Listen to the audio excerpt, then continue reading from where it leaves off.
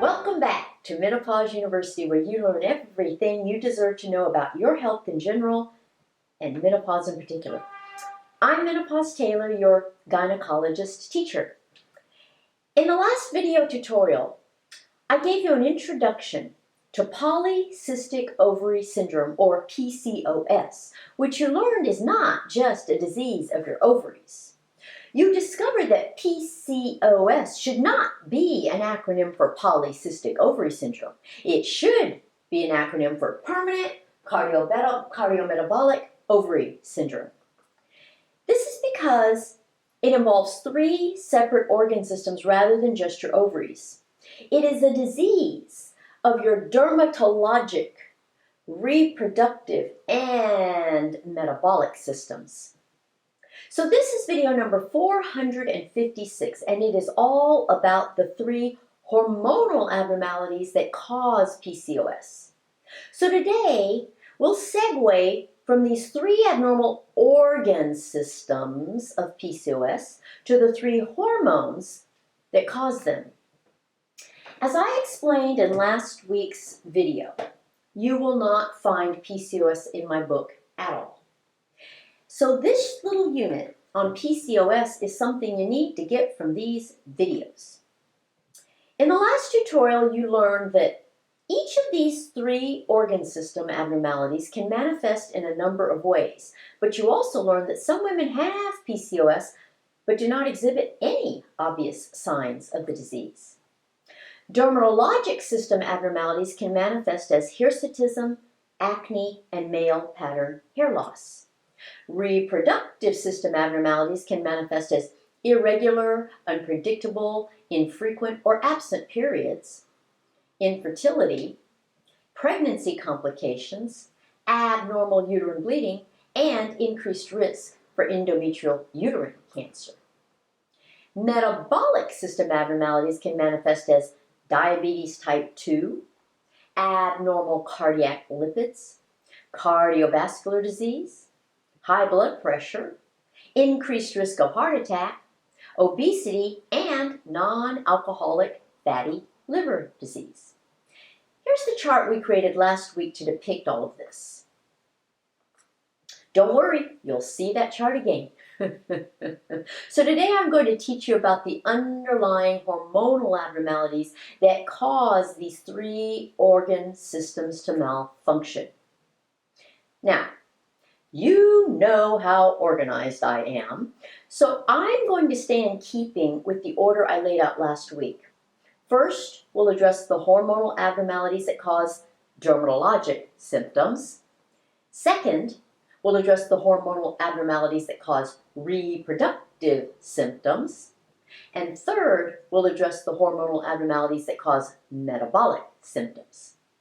And I'll also delineate the very organs that produce the hormonal abnormalities, because they are not what you would expect them to be.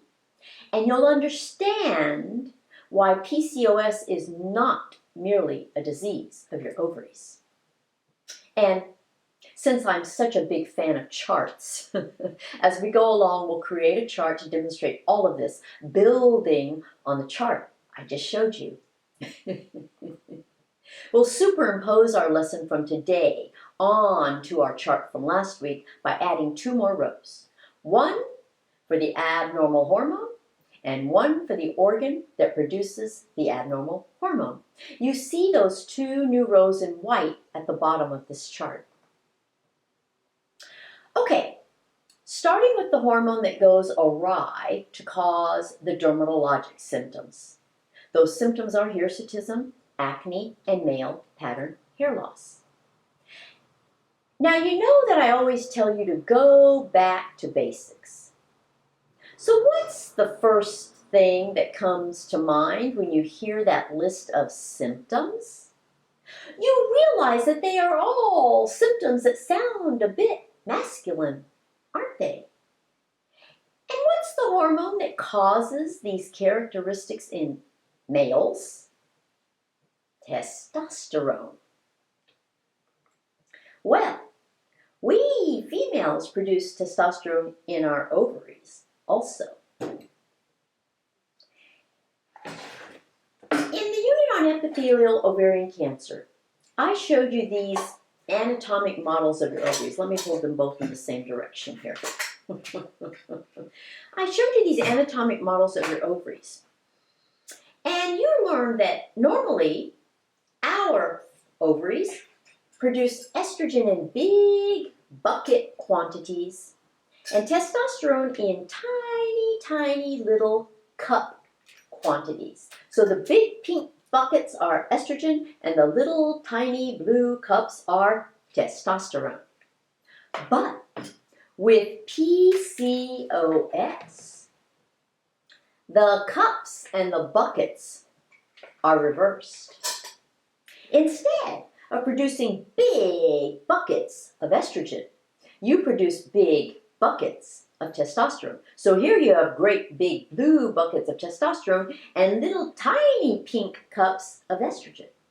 So the dermatologic abnormalities that are characteristic of PCOS are all due to excessive testosterone that is produced by your ovaries. The result is that there is so much more testosterone production than estrogen production that all these masculine features manifest themselves. So if I add this to our chart, you see that the abnormal hormone underlying the dermatologic symptoms of PCOS is testosterone. It is a problem of too much testosterone. And the organ that produces the testosterone is your ovaries. Let's move on to the reproductive abnormalities of PCOS. Now, this is the area on which most people focus the most, to the exclusion of the other two. For this discussion of the reproductive hormone and organ abnormalities of PCOS, we need to go back to basics again. Way back in the early videos of this education, I taught you that the hormones governing your ovaries come from your brain. You might recall this prop that I showed you way back then. Let me put it up here. Got a lot of props today, so I'm going to be moving things around quite a bit. You might recall that I used this to explain how your brain produces one hormone to induce estrogen production and another hormone to produce testosterone production. The hormone that dictates estrogen production is follicle stimulating hormone, FSH.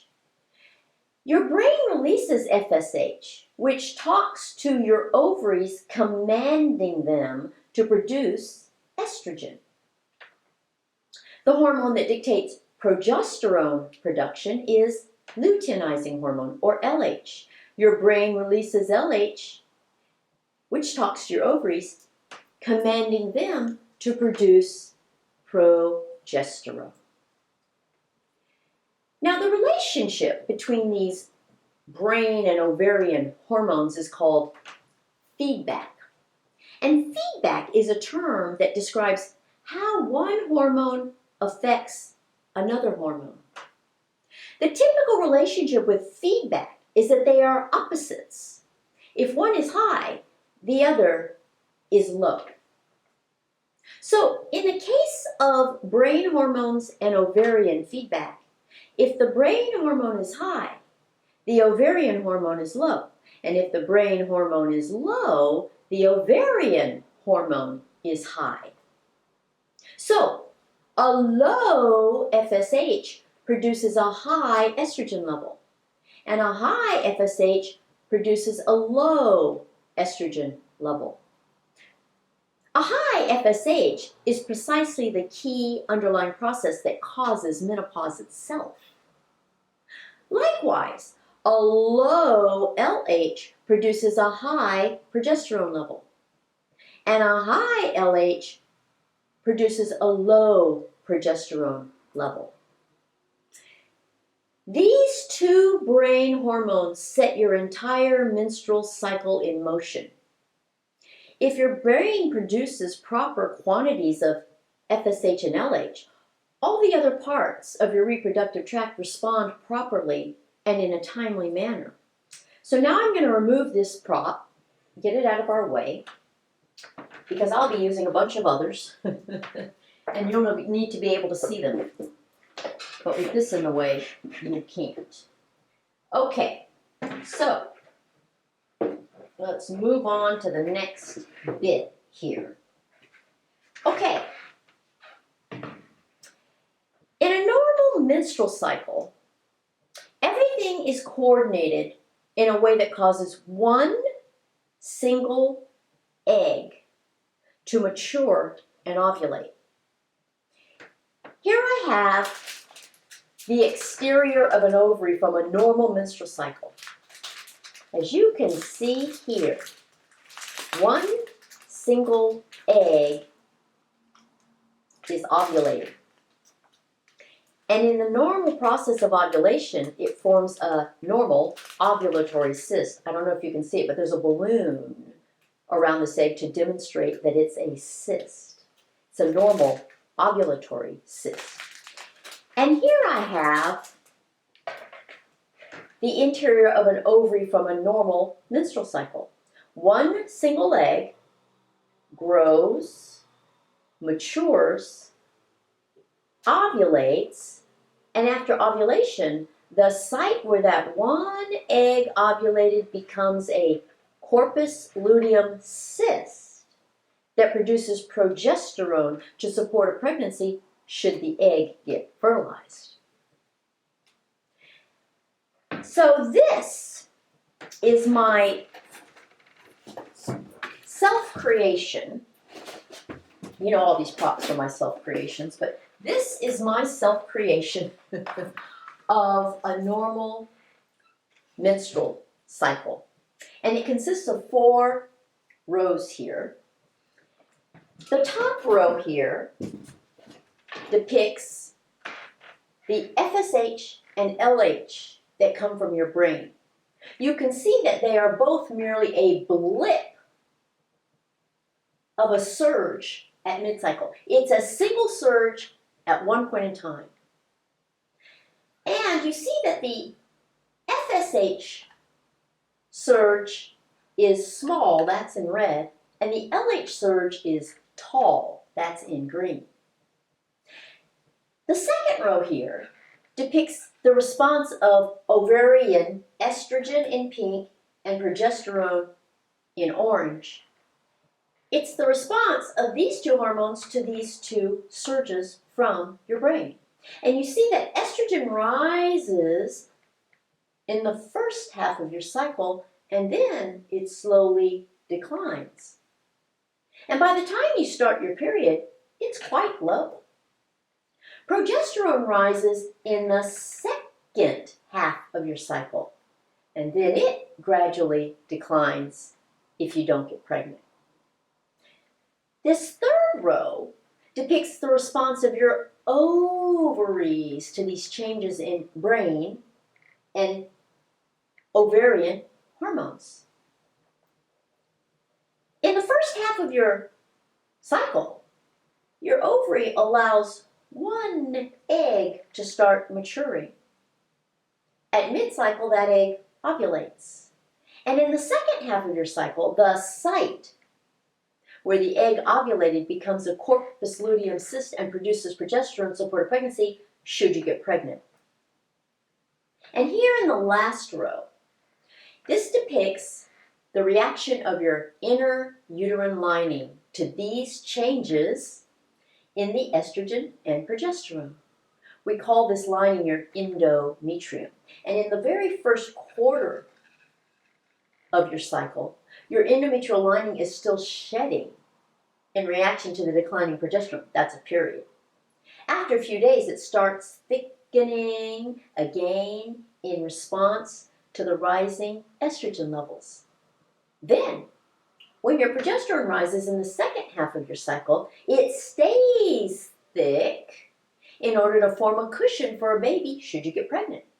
And if you don't get pregnant, that lining then sheds. So your entire cycle is a very well orchestrated set of events. And the FSH and LH from your brain are the hormones that set the whole thing in motion.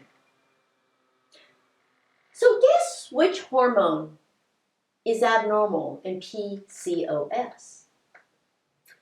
It's this one, the LH in green. And guess what's wrong with it? Do you suppose that the LH is too high or too low? Well, it turns out that there are two problems with LH if you have PCOS. First, there's too much of it. But there isn't just too much of it at mid-cycle when it's supposed to surge for that very short time. Instead, it stays high throughout your entire menstrual cycle. So, I'm going to switch my props here, and I'm going to now show you my self-created prop for a PCOS menstrual cycle. It consists of the same 4 rows you just saw in the previous prop. This top row depicts FSH in red and LH in green that come from your brain.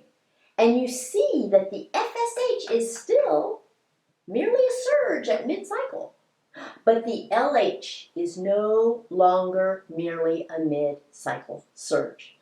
Instead, it's present throughout the entire cycle.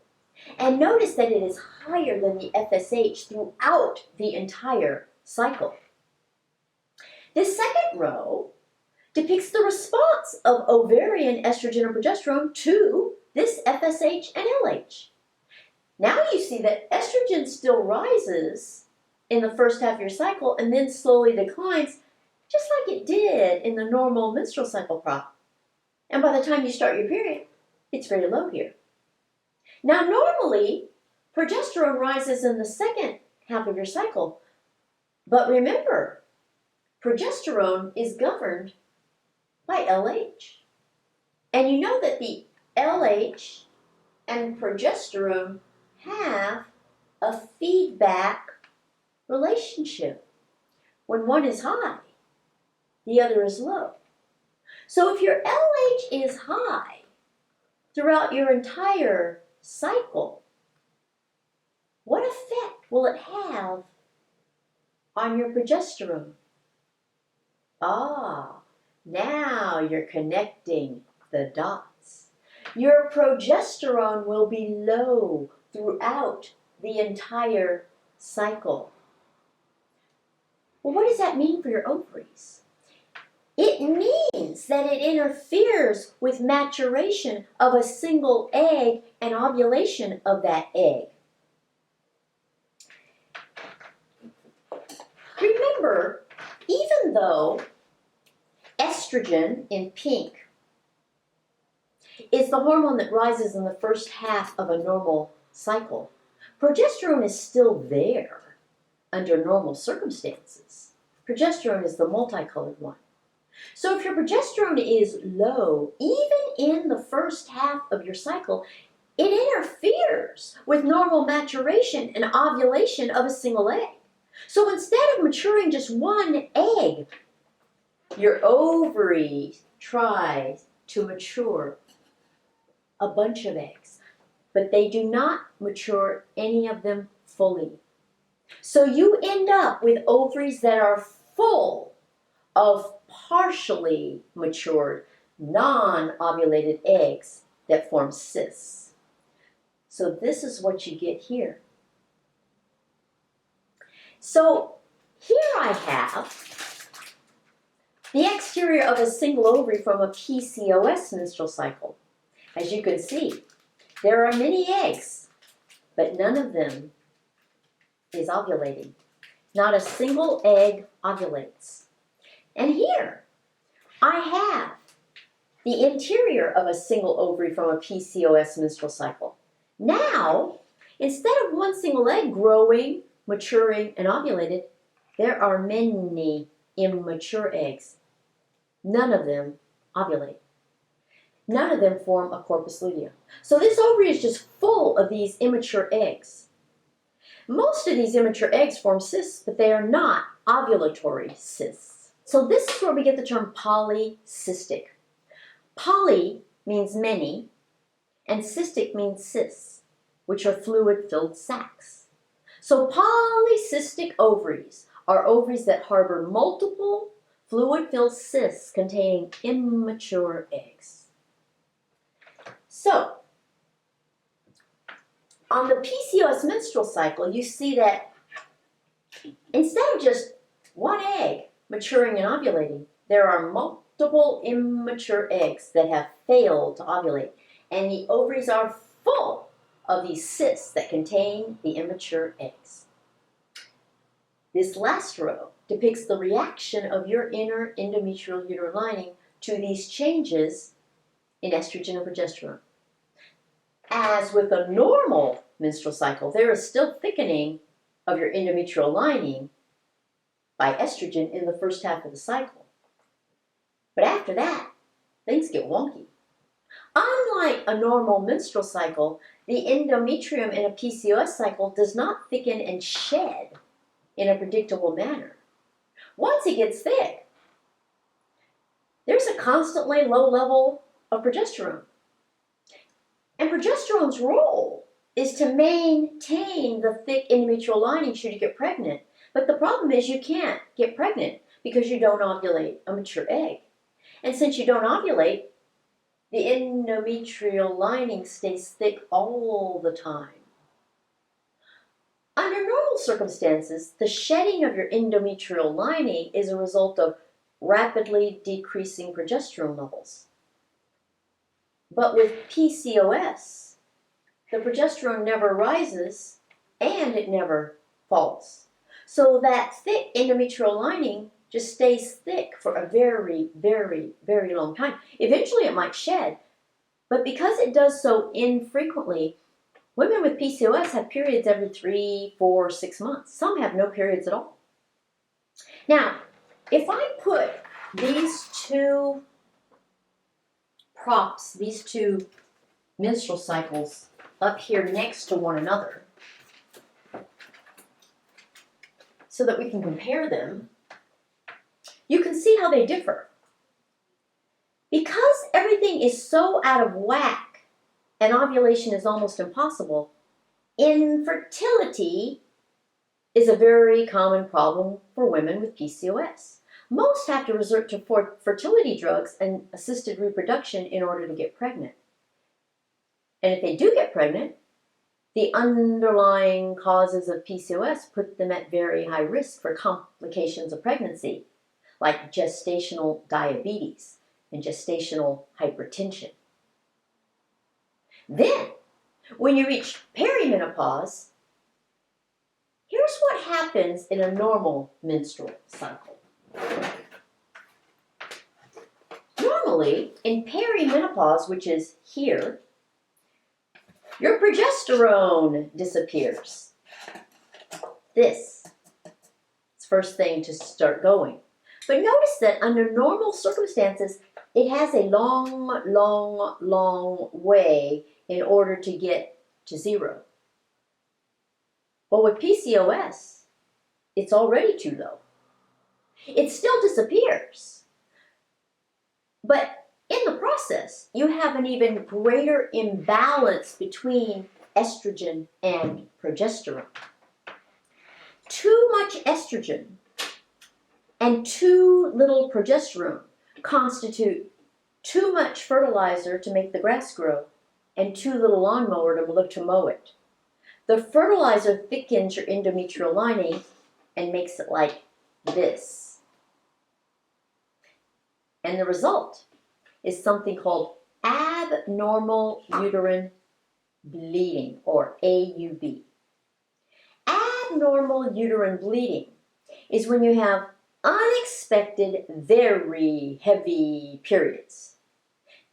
And the reason for the heavy periods is the long-term, thick buildup of endometrial uterine lining. So perimenopause does not end your PCOS. Well, all that's left after perimenopause is postmenopause. That's here. Perimenopause is here. Postmenopause is here. At postmenopause, both your estrogen, pink, and your progesterone, multicolored, are 0. Now this is where one of two things can happen. If there is no buildup of your endometrial lining, then you never have bleeding again. But if there is buildup of your endometrial lining, it puts you at very high risk of endometrial uterine cancer.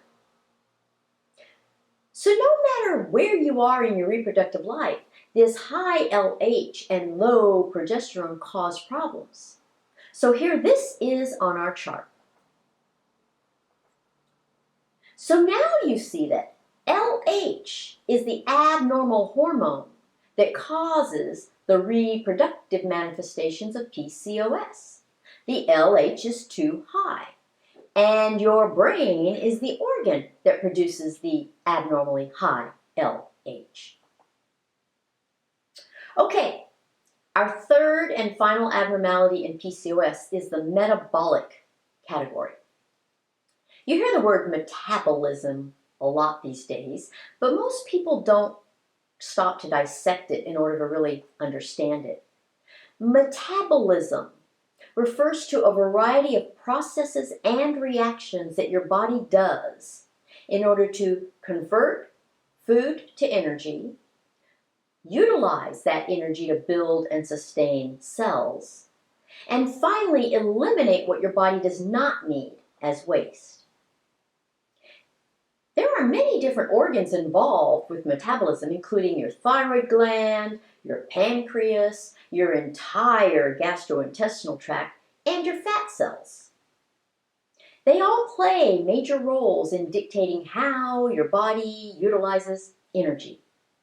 Well, when it comes to PCOS, one of these organ systems is faulty, and it is the one that causes your metabolism to become abnormal if you have PCOS. So which one is it? Your thyroid gland, your pancreas, your entire gastrointestinal tract, or your fat cells? Most people associate metabolic syndrome with insulin, and insulin is produced by your pancreas. But your pancreas is not the metabolic organ that malfunctions in PCOS. Instead, it's your fat. PCOS causes your fat to fail in metabolizing insulin normally, such that you end up with too much insulin. That's the origin of the problem. So insulin is the abnormal hormone, but the organ that causes the problems with it is your fat.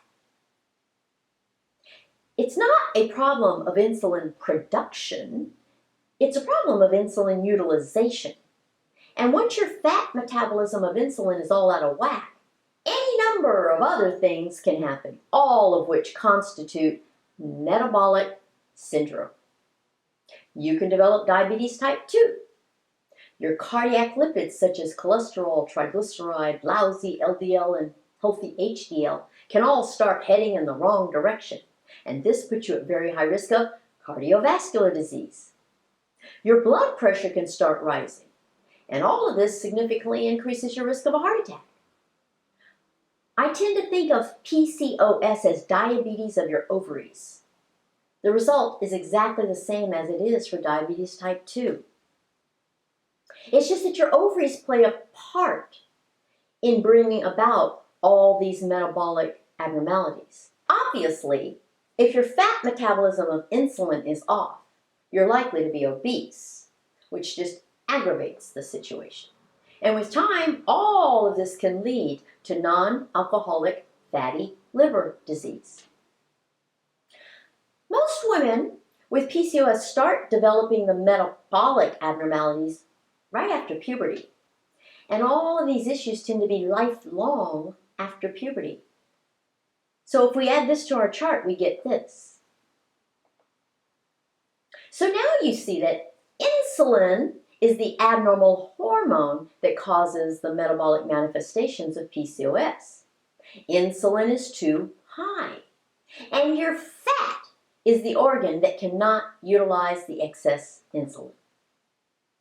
Now, as you look at that chart, notice that with the name Polycystic Ovary Syndrome, people focus on only the reproductive column of abnormalities. The most focus is placed on periods during your reproductive life. After that, the focus is on getting pregnant. But very little attention is given to the dermatologic and metabolic aspects of PCOS. And this is a shame because, as you can see, the dermatologic and metabolic abnormalities affect a much greater portion of your life than the reproductive abnormalities. And the metabolic abnormalities are life-threatening, whereas the dermatologic and reproductive abnormalities are not.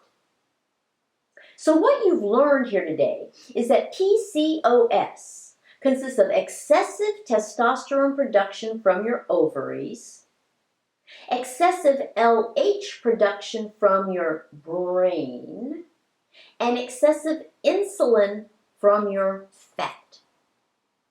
The chart is also your summary.